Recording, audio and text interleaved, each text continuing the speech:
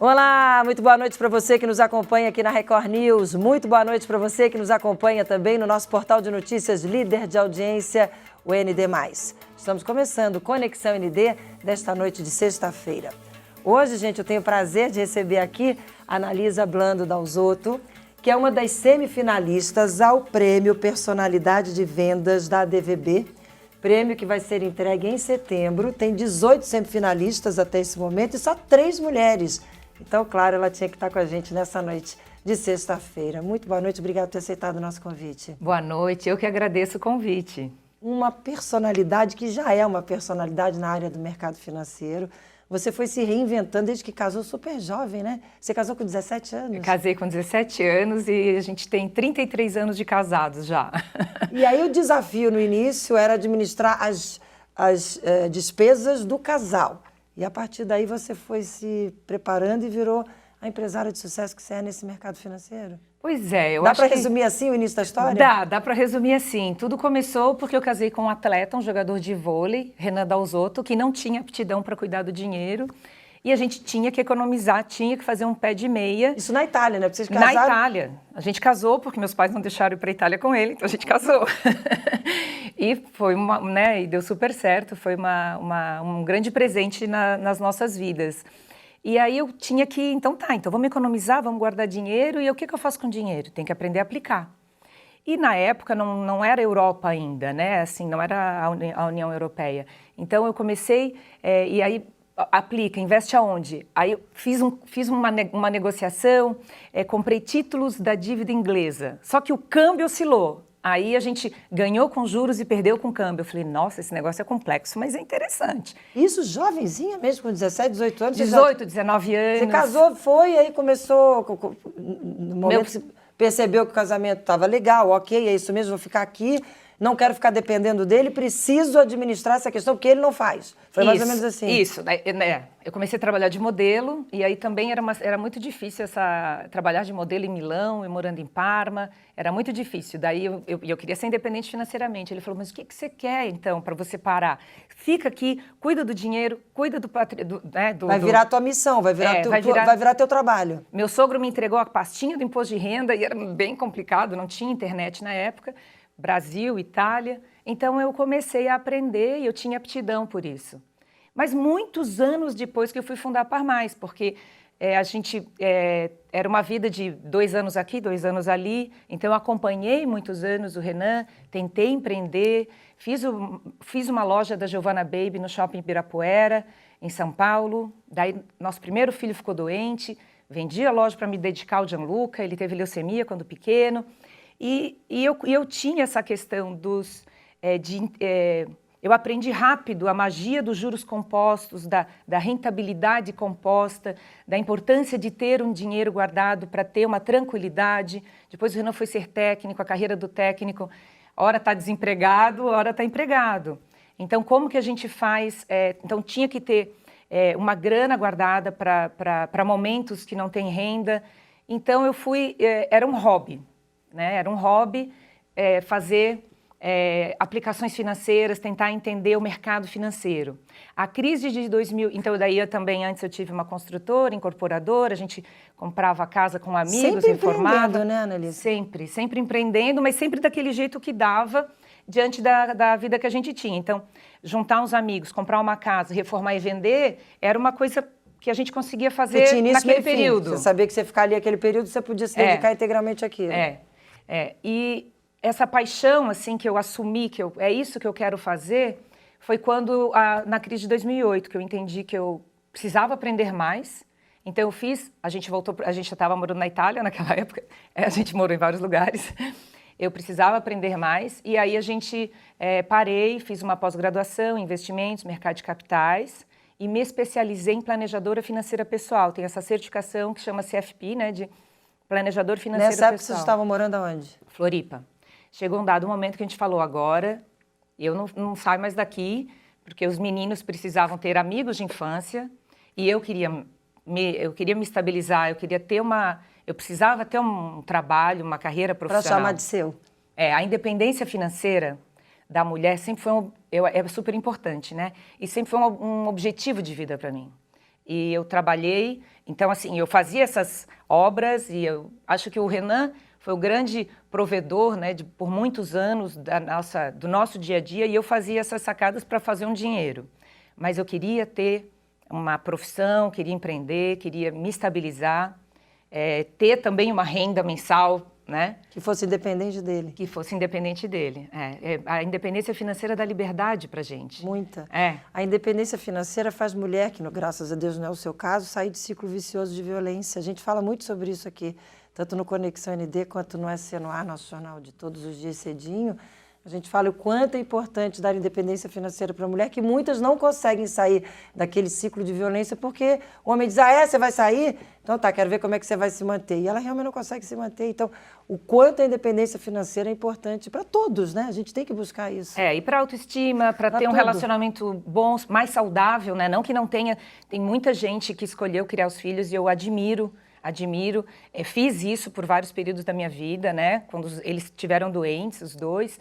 Então, eu me dediquei, consegui me dedicar, mas, para mim, ter independência financeira era um objetivo de vida e eu gosto muito disso. Você se sente mais empoderada, né? Com certeza, e ainda com os filhos adultos agora, eu tenho muita energia para trabalhar.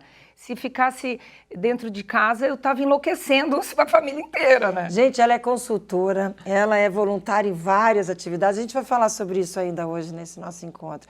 Mas antes disso, antes de chegar nessa parte, eu quero falar da Par Mais, porque é pela Par Mais que você está concorrendo, você é uma das semifinalistas, pela sua trajetória de empresária de sucesso nesse mercado financeiro, mas a Par Mais tem tudo a ver com isso, que aliás você criou e agora ela já foi até adquirida e você agora está no conselho. Conta um pouco dessa trajetória. Então, eu fundei a Par Mais quando eu me certifiquei planejadora financeira aqui pessoal. Aqui em Floripa. Fundei em Florianópolis. É uma certificação, eu estudei online e é em São Paulo, que a Planejar é de São Paulo, mas é nacional. E eu fundei essa empresa, que eu tenho muito orgulho. Claro que eu tenho sócios maravilhosos, time maravilhoso, a gente não faz nada sozinho. Gianluca, meu filho, se tornou sócio por mérito. Gente, parênteses, tive o prazer de conhecer a empresa, a sede da empresa em São Paulo. Ainda é lá? Ainda tem lá? Naquele mesmo prédio? No mesmo endereço. Linda a sede. Fecha parênteses. Muito obrigada. E a gente acabou desenvolvendo uma metodologia de planejamento financeiro pessoal e de gestão de patrimônio, muito focado para famílias. Então, a gente ajuda as pessoas a se organizarem financeiramente, a ter uma aposentadoria confortável, a saber onde que elas estão, o que elas podem fazer com os recursos que têm, quanto que elas precisam ter para ter o padrão de vida que desejam sem precisar trabalhar. A gente ajuda a elucidar planejamento de sucessão, planejamento tributário, otimização de recurso, otimização de patrimônio. Então, é uma metodologia que, quando a gente viu que a gente podia escalar, eu falei, nossa, como é que a gente faz para crescer aqui? Aí a gente foi buscar tecnologia, marketing digital, presença digital, como é que a gente monta uma máquina de vendas escalável. Então, por 5 anos, a gente foi adquirindo esse know-how. Porque é uma metodologia teórica.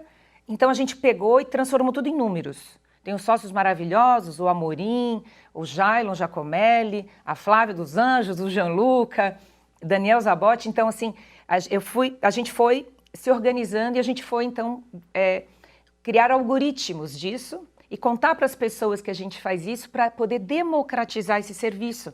Porque antes, horas de consultoria custa muito caro, é para poucos.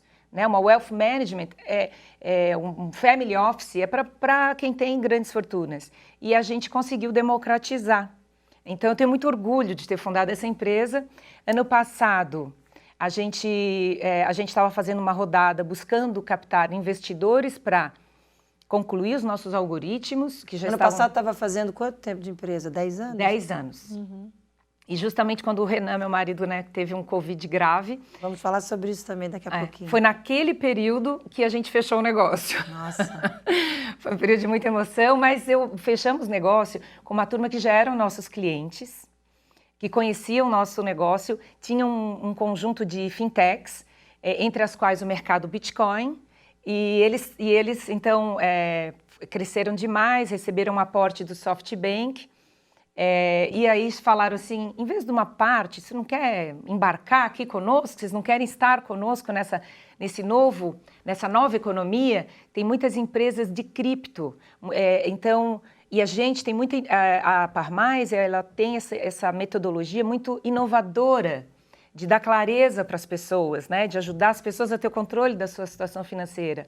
Então, a gente embarcou nessa nova jornada, então agora a gente faz parte do Grupo 2TM e a gente está muito satisfeito com essa decisão. E aí você faz parte, mas você obviamente continua, você está no conselho. Então... Como é que foi a tua rotina, como é que foi a tua vida, como é que é a tua participação depois desse processo que a empresa foi adquirida, dá para dizer isso? Isso, a empresa foi adquirida e a gente então tem uma participação nesse conjunto de empresas. E a minha participação, então, a gente trabalhou bastante na integração, é bem complexo, integrar empresas tem muitos aspectos, muitas variantes, é realmente uma atividade bem complexa. Então, a gente trabalhou muito na integração e agora agora eu estou num segundo momento que eu estou cuidando, continuo no comitê de investimentos, da Par Mais, gestora de recursos, né? Da gestora de recursos, então eu continuo no comitê de investimentos, ajudando no macro das alocações das carteiras dos nossos clientes. Você continuou cuidando dos seus clientes? Continuo. Eu achei que você não ia deixar. E eu adoro, é um prazer enorme. Então, eu continuo no comitê de investimentos da gestora e estou entrando agora no comitê. A gente tem um comitê de educação financeira, que eu sou a líder do comitê de educação financeira, e a gente está constituindo o conselho. Então, eu estou indo fazer parte desse conselho do Grupo 2TM, conselho consultivo do Grupo 2TM. E o Gianluca continua também? Gianluca continua. O Gianluca teve uma participação muito importante que na época que a gente resolveu construir a máquina de vendas. Então, ele aprendeu muito sobre marketing digital, vendas, sistema de vendas escalável, CRM, muito tecnologia, ele é engenheiro de formação. Então, ele também está contribuindo para o CRM, para a implementação e na metodologia e no engajamento dos clientes de todo o grupo, que são 3,5 milhões de clientes. Nossa, é muita coisa. Então, vocês deram um voo bem alto e certeiro, né? Você sabia o que você estava fazendo desde os 17 anos, você sempre soube o que você estava fazendo, né? Mais ou menos. Eu acho que a gente tem feeling. Tem feeling na vida, a gente tem que acertar mais do que errar, né? Então, assim, errar também faz parte. Mas, sim, a gente sabia o que estava fazendo porque a gente conhece o Roberto Dagnoni, o Reinaldo Rabelo, os fundadores, o Maurício Chamati, eles são, os Chamati, né? Eles são nossos clientes, são nossos amigos. Já existia um relacionamento entre todos vocês, já conhece? Eram clientes de vocês, da empresa, então não foi uma surpresa, foi que chegou alguém e disse, vou te adquirir, vem para... Não foi... Tem risco, tudo tem risco. Mas foi um risco calculado. Bem calculado, bem calculado. E a gente já tinha se conhecido na Vertical Fintech da ACAT, que hoje eu sou... Conselheira também. Vice-presidente de finanças da ACAT, que até é uma forma de gratidão. Trabalho voluntário também. Trabalho voluntário também. Mas é uma forma de retribuir tudo que eu aprendi, porque quando a gente teve que...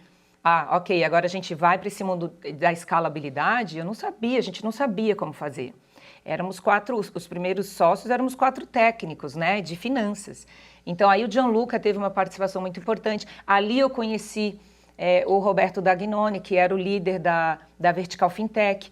Então, o escritório que você conheceu era compartilhado com eles. Então, a gente realmente foi um risco bem calculado. Foi muito mais calculado esse do que quando eu casei com o Renan, que a gente tinha 7 meses de namoro. E 17 anos, né? E 17 anos. Ali foi uma ousadia bem maior. E a tua participação no Grupo Mulheres do Brasil? Fala um pouquinho. Então, a Mulheres do Brasil também é uma atividade que eu adoro. Eu sou líder em Florianópolis, fundei o núcleo em 2017 com a Fernanda Bornhausen, minha grande amiga, nossa amiga. E eu aprendo muito ali no Mulheres do Brasil, porque... A gente aprende todos os dias, é extremamente democrático, tem mulheres de todos os jeitos, de todos os estilos, de todas as tribos, então é de uma diversidade sensacional. Nós não somos contra homens, a gente é a favor das mulheres, ao contrário, o Renan se diz Mulheres do Brasil, né? Então, assim, muita gente é muita gente envolvida, somos 100 mil mulheres, e a gente busca, então é um grupo político, só que é suprapartidário. E vocês não se envolvem com partidos políticos? Com partidos políticos mas não, mas com políticos sim. A gente defende políticas públicas, então não importa quem está, não importa o que nós queremos fazer em prol do nosso país.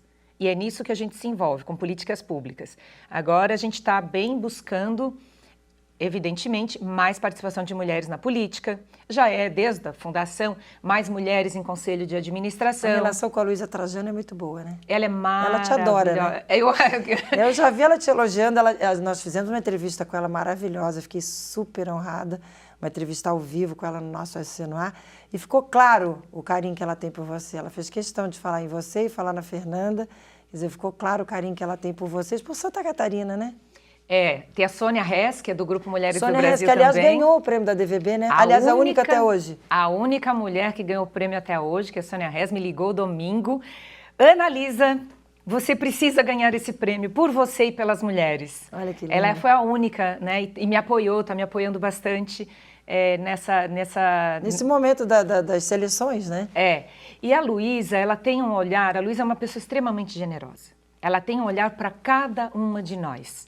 Então, claro, das 100 mil, não sei quantas, são 2 mil engajadas no dia a dia, e ela consegue olhar cada uma de nós individualmente. Quando o Renan ficou doente, fiquei 2 meses no apartamento que ela me emprestou no Rio.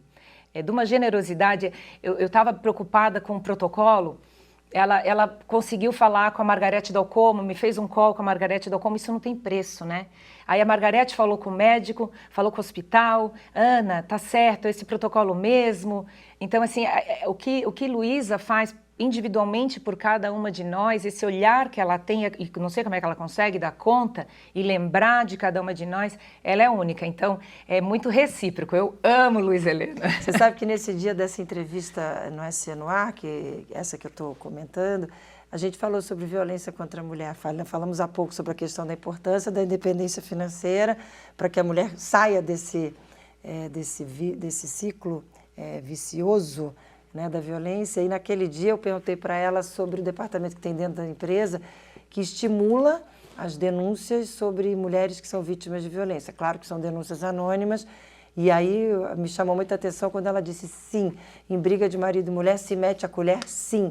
E na minha empresa a gente mete a colher, sim, porque não existe violência contra a mulher que a gente não denuncie, que a gente aceite, a gente tem que sair disso. E as mulheres têm que ter parceria uma com as outras, tem que ter empatia, e os homens pelas mulheres também. Então, aí ela falando da importância dessa bandeira da luta contra a violência contra a mulher dentro do grupo. E ela falou isso com uma tranquilidade, porque realmente é o que ela acredita e é o que ela defende no grupo mega que ela tem no Brasil todo, né? E a gente vê os resultados disso.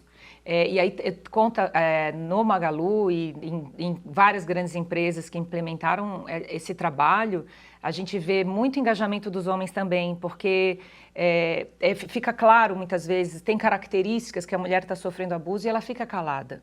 E a gente precisa tirar a mulher desse... E os outros estão vendo que ela está sofrendo, e muitas vezes sabem que ela está sofrendo por isso e tem que fazer alguma coisa. Se não tivesse campanha, não fariam nada. Exatamente. Porque a gente aprendeu que não era para fazer, que não tinha que meter a colher. Deixa sofrer sozinha e não mete a colher. No entanto, muitas mulheres estão presas ali. E a gente conhece, a gente convive com essas mulheres que conseguiram sair desse ciclo de violência e o quanto... consegue se restabelecer, tocar a sua vida, então dá uma alegria enorme em quem se envolve e consegue ajudar essa mulher a acabar com esse ciclo. Com certeza. A gente também aqui em Santa Catarina, em Floripa, a gente faz um trabalho bem bacana. A Ingrid é a nossa líder aqui de Santa Catarina, a gente tem unido nas ações os núcleos de todo o estado e a gente faz um trabalho agora. Dia 17 de agosto, é o dia ali nos dias ali que faz aniversário ali Maria da Penha, a gente justamente vai fazer um evento com homens falando sobre essa questão de educação, porque o que tem se visto também que muitas vezes esse homem violento é por ignorância, é por cultura, é porque ele acostumou. Ele acha que aquilo está certo. Então, a hora que a gente puxa esse homem para conversar, para refletir, para aprender que mulher não é posse, né? Muitos mudam de comportamento. Então, consequentemente, pode mudar até a vida do casal, né? Que é o que a gente espera. Do e casal, da família, dos filhos, né? Exatamente. Eu já gostei dessa pauta, mais perto vamos falar sobre esse assunto. Falando em família, falando em filhos, já foi um bloco do nosso Conexão ND, vou ter que chamar o intervalo rapidinho. Próximo bloco a gente vai conversar mais com essa mulher linda, poderosa aqui, porque eu quero saber mais detalhes da família, que também é linda e muito poderosa. É um minuto só, não sai daí não, até já.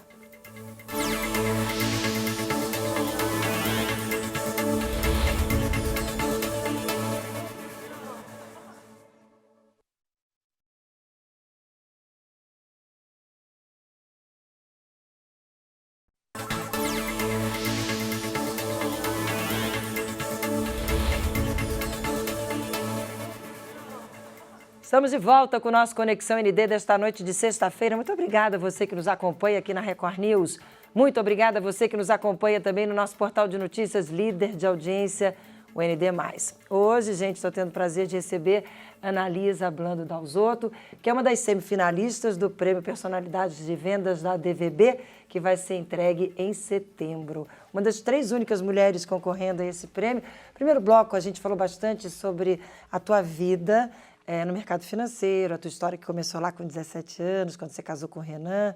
Mas eu queria saber mais agora da família, porque a tua família é uma família linda, que quem vê em porta-retrato e quem vê nas redes sociais e quem vê nas notícias do jornal deve dizer assim, nossa, que família linda, todos são lindos, está tudo sempre lindo. E não é assim, né? Você já teve muitos problemas, principalmente relacionados à saúde, que não sei você analisa, mas acredito que também como eu, acredita que saúde é o principal de tudo, né?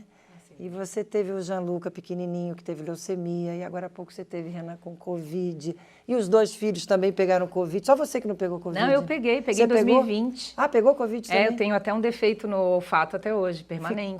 Ficou, bom, enfim, então saúde é uma situação que já levou vocês como família a viver momentos bem difíceis, né? É ruim para você falar sobre isso? Não, podemos falar. Graças a Deus estão todos vivos e com saúde. E com saúde, mas com muita fé, muita força, muita união. Conta um pouquinho, desde o início. Vamos começar com o Gianluca, pode ser? Vamos. Então, Gianluca, meu primeiro filho, né? Nosso primeiro filho, com 2 anos e 5 meses, ele pegou leucemia, ele fez leucemia, né? E foi muito difícil. É leucemia linfocítica aguda de alto risco. Ele estava bem doente, assim, ela aguda, né? Então, quando a gente descobriu, ele já estava muito mal. Então, ele internou, já tomou sangue, plaquetas, Vocês né? estavam no Brasil ou na Itália? A gente estava em Chapecó. O Renan era técnico do Chapecó, tinha a loja da Giovanna Baby. E o Maninho, que era presidente do Chapecó, o Plínio Denez, maravilhoso, nos ajudou bastante. No mesmo dia que a gente teve o diagnóstico, ele internou, o Gianluca internou, e começou aquela confusão. Foram 2 anos de químio e radioterapia também, e um tratamento muito agressivo. Ele teve 9 infecções generalizadas, ele fez 42 transfusões de papa de hemácia e plaqueta, 22 internações. Então, assim, era muito difícil. Então, eu vendi minha loja, fui me dedicar ao Jean, e o Renan, chegou o momento, eu falei, Renan, vai, que a gente precisa disso aí, vai trabalhar, que a gente precisa viver. Então, eu cuidava do Jean, claro que o Renan sempre que podia estava presente, mas é técnico, né? Sim, viajando, precisando estar com a cabeça boa para poder tocar o time, e tinha que confiar em você, que você era o suporte da família. Aí, no final do tratamento, a única chance que o Gianluca tinha, se a doença voltasse, era um transplante de medula, e não tinha banco de medula no Brasil na época. E aí, a gente sempre quis ter 2 filhos, então a gente tentou e deu certo. No primeiro mês já veio o Enzo, e aí tinha que coletar o sangue do cordão do Enzo. No final do tratamento eu tive bastante contrações, fiquei de cama, e aí o Enzo nasceu, a gente coletou o sangue do cordão, mas o pulmão dele não estava pronto. Daí ele foi para a incubadora, ficou uma semana na incubadora.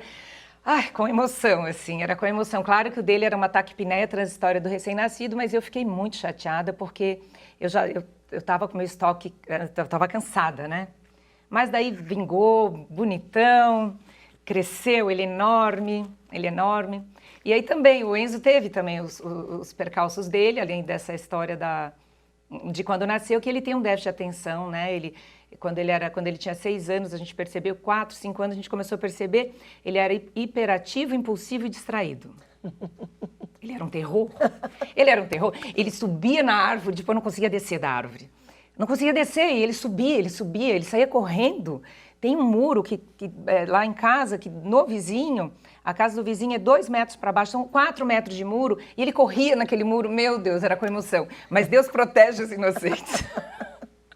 Ele vivia lenhado, assim, ele era bem levado. Então, também, daí, eu estava, né, com aquela construtora, incorporadora, foi um período que o Renan teve a oportunidade de ser técnico na Itália, eu falei, poxa, vamos, e daí eu me dediquei a ele também, para ajudar ele na aprendizagem, que estava com uma dificuldade, para tratar, para entender. E aí a gente começou a entender que ele tem um hiperfoco. Quem tem déficit de atenção tem uma grande vantagem competitiva quando sabe o que gosta. E ele com 13 anos, 12 anos, ele começou a produzir música. Então, Aliás, ele é produtor musical. Ele é produtor musical desde pequeno. Aí ele fazia terapia, tomou remédio um período. Então eu fui lá na Maria Cristina Brincas, né, que era a médica dele aqui, já de volta da Itália. Cris, o que a gente faz aqui? Aí ela conversou com ele, ela falou, Ana, deixa ele tocar, porque ele era residente da Pachá. Deixa ele tocar. Raras crianças, né? Raramente as pessoas tão jovenzinhas sabem o que querem fazer. Já sabem o que querem fazer. Ele tinha quanto? 13? 14, 13 anos, que ele começou a ser residente da Pachá. E aí tinha que liberar ele. Daí o Gianluca, que ia levar, o mais velho, né? Eu autorizava na mão para que ele pudesse tocar nas casas, né? Nas casas noturnas. E tocou muito no taiko e nos beach clubs de Floripa, né? Toca em todos os lugares. Hoje em dia ele já tocou em todos os lugares, toca... E ele está feliz com o que ele está fazendo? É o que ele quer fazer? Vocês apoiam? Como é que... Isso virou profissão? Virou profissão. Virou profissão. Ele está lançando essa música, essa semana, uma música numa gravadora super incrível mundial. Ele tem várias músicas já lançadas em várias gravadoras legais. É um produtor musical, ele é um artista, ele tem direitos autorais e ele faz música, faz música e a gente apoia. No primeiro momento houve receio de vocês? Muito, muito. Porque eu queria mesmo era um filho médico.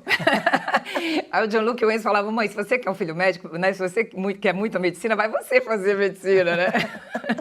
Não teve jeito, não tive filho médico. Então, e o Renan e eu, a gente é bem certinho, acorda cedo, a gente é metódico. E o Enzo é um artista, e ele tem essa alma de artista, ele é criativo, é outra vibe. E eu tinha muita preocupação, porque não é uma vida simples, não é uma vida fácil, né? É uma vida cheia de E a gente sempre tem medo que não vai dar nada, né? A gente pensa, essa criança não vai dar nada na vida, essa criança não vai se sustentar, essa criança não vai saber se virar, não vai virar nada, não dá o medo de não virar nada? Aí o Renan falou assim, Ana, ainda bem que meu pai não pensava assim, deixou eu ser jogador de vôlei, né? Então, poxa... Deixa ele ser o que ele quiser. Se o Renan foi jogador de vôlei, quem sou eu para dizer que meu filho não pode ser um produtor musical de música? Ele constrói músicas eletronicamente, qualquer estilo ele pode fazer, só que ele gosta dessa vibe de eletrônica. Então, vai seguir o teu caminho. E ele está indo muito bem na carreira dele. Tá com quantos anos hoje? 23. Você está lançando essa semana a música? Está lançando. Olha, eu já pensando nas pautas, já quero contato, já vou, quem sabe, ele vem no nosso SC no ar contar novidade, lançar novidade. Ah, fantástico. Vamos combinar a entrevista? Com certeza. Toda sexta-feira no SC no ar a gente entrevista um músico, um artista, principalmente durante a pandemia, depois da pandemia, é uma área que sofreu muito, né? Muito. Eles ficaram muito sem oportunidade, muito sem trabalho mesmo, então a gente resolveu que o nosso SC no ar ia abrir espaço para a cultura, para os artistas, então eu já vou convidar ele. Fantástico. Depois vamos combinar, que eu já quero saber detalhes do trabalho que ele está fazendo, do lançamento. Mas vamos falar, falei em pandemia, não posso te receber aqui sem conversar com você sobre o que vocês viveram, você, Renan. Quanto tempo com problema, com internações e intubações? Foram 2 meses? O Renan ficou 39 dias internado. Ele estava treinando a seleção quando desenvolveu, logo na primeira semana, deve ter pegando avião, sabe? Quinta-feira da primeira semana de treinamentos preparatórios para a Olimpíada, ele desenvolveu Covid, ele manifestou Covid. Peguei um voo, peguei um avião, fui para lá para passar com ele aqueles dias, e ele foi pegando, assim, fazendo muita febre, pneumonia rapidinho. Ele começou a ficar muito doente. No 9º dia ele internou. Vocês estavam onde? Rio? No Rio. No 9º dia ele internou, 2 dias depois ele entubou e ele ficou lá, entubado, o tempo inteiro. Ele fez uma trombose no primeiro dia, ele fez uma trombose na artéria femoral, ele botou um stent, que é um tubo, quase 2 centímetros de diâmetro por 25 de comprimento, é um negócio enorme. Quase morreu, quase perdeu a perna, quase morreu, foi muito complicado. Continuou fazendo muitos trombos por muitos dias, pegou infecção hospitalar, ele fez pneumonia, pegou infecção hospitalar, difícil pra caramba de reverter, teve arritmia, que teve que fazer aquela cardioversão, e aí ele saiu... Tudo que tinha que ter, teve? Entubou 2 vezes, aí ele saiu com traqueostomia.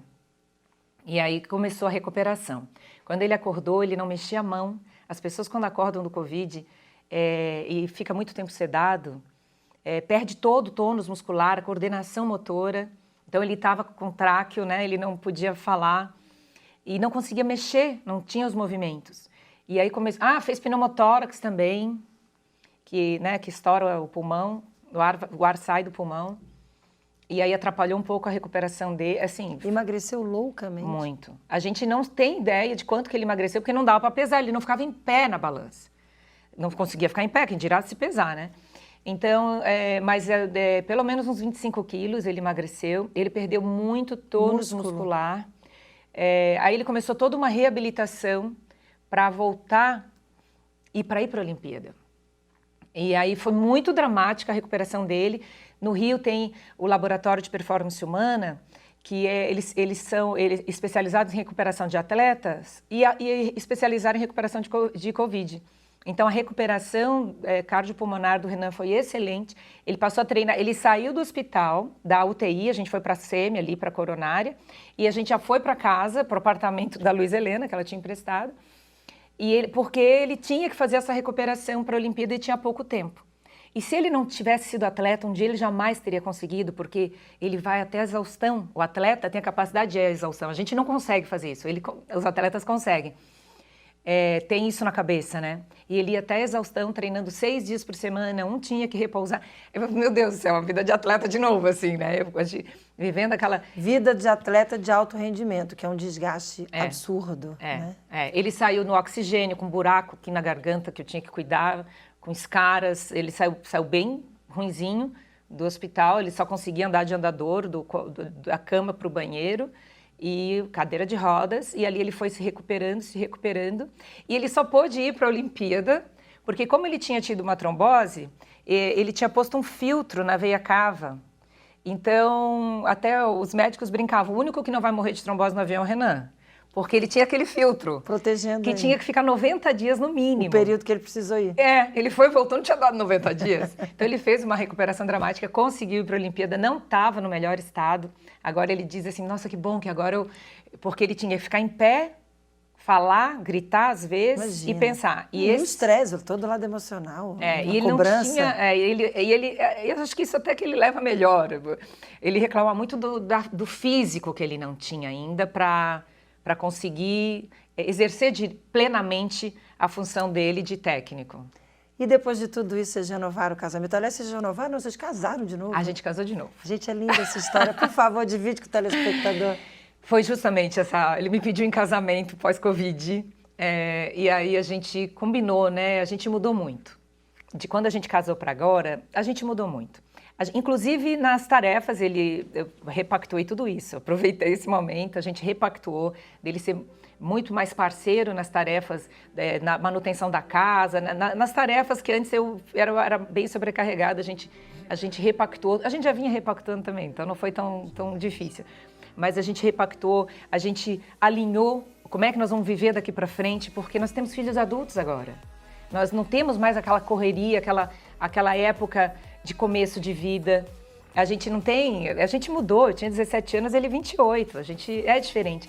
Então foi bem legal, a gente foi passar um tempo em Nova York, eu estava trabalhando remotamente, e aí a gente ali, entre Natal e Ano Novo, a gente se organizou. O que a gente quer daqui para frente? O que nós esperamos? Então a gente escreveu muito, a gente pensou muito, a gente conversou muito. Fizeram votos um para o outro? Fizemos votos um para o outro, a gente contratou umas meninas de Nova York que tem um pacote maravilhoso, elas fazem tudo, tem o cabeleireiro, a cabeleireira, o videomaker, a fotógrafa, a cerimonialista maravilhosa, então a gente contratou esse pacote, o Renan contratou, me deu de presente, né? E falou, vamos casar? E aí a gente passou uma semana semana negociando essa nova fase da vida e foi um momento muito especial para nós dois. Que linda, gente. Viram por que ela que é a nossa convidada de hoje do Conexão ND? Que história linda que a gente pôde levar para vocês que nos acompanharam durante esse programa de hoje, nessa sexta-feira. Então, para fechar, acredite, está terminando. Eu tenho mais 2 minutinhos, eu vou te dar 40 segundos para olhar para a câmera e dar uma mensagem para quem nos acompanhou. Tá, eu acho que eu prefiro falar, então, vou falar com as mulheres. Fala com as mulheres. Porque eu aprendi muito nesses últimos anos com Mulheres do Brasil e com a Par Mais. As mulheres estão tendo oportunidades de ocupar espaços. A sociedade entendeu que é muito melhor para todo mundo, muito mais rentável, muito mais justo, muito mais legal ter uma sociedade mais equilibrada, ter mais mulheres na política, mais mulheres nos conselhos de administração, mais mulheres em cargos de liderança. Vamos pegar esse espaço. As mulheres tendem a achar que sabem menos do que sabem. E os homens tendem a achar que sabem mais do que sabem. Questões hormonais, fisiológicas, culturais. Então, vamos nós, quando a gente tem oportunidade, abraçar. A gente pode fazer, mesmo que a gente não tenha todas as habilidades, a gente vai correr atrás, né? Então, assim, eu acho que esse que é o recado, eu acho que é isso que eu estou fazendo agora, de estar concorrendo a esse prêmio, de aceitar o convite, que é, vamos nós, se me convidaram, vou pegar esse espaço. Ah, mas eu não acho que ele é tão importante. Ele é muito importante. As mulheres, mais mulheres na política, mas assim nós vamos ter uma sociedade muito mais justa, muito mais equilibrada para os homens e para as mulheres e para todo mundo. Pronto, não precisava outra fala melhor do que essa para a gente fechar o nosso encontro de hoje. Annalise, muito obrigada. Que prazer ter você aqui. Parabéns, sucesso. Na semana que vem a gente já vai saber a questão do prêmio, dessa etapa que você está concorrendo, mas você já é vitoriosa por toda essa trajetória linda que você dividiu com a gente. Obrigado do fundo do coração, sucesso em tudo que você ainda vai fazer, porque eu tenho certeza que você vai fazer muito ainda. Conta sempre com a gente aqui, tá? Muito obrigada pelo espaço, pelas palavras, foi um prazer enorme estar aqui. Prazer foi nosso. Gente, coisa linda, né? Espero que a gente tenha feito a diferença na vida de vocês. Nessa noite, sexta-feira e toda sexta, Ana, eu faço um convite para que na segunda cedinho nos acompanhe ao vivo, 6h30 da manhã, no nosso SC no Ar. Então vem nos acompanhar, mas antes, aproveite o final de semana. Beijo no coração e até segunda. Tchau, tchau.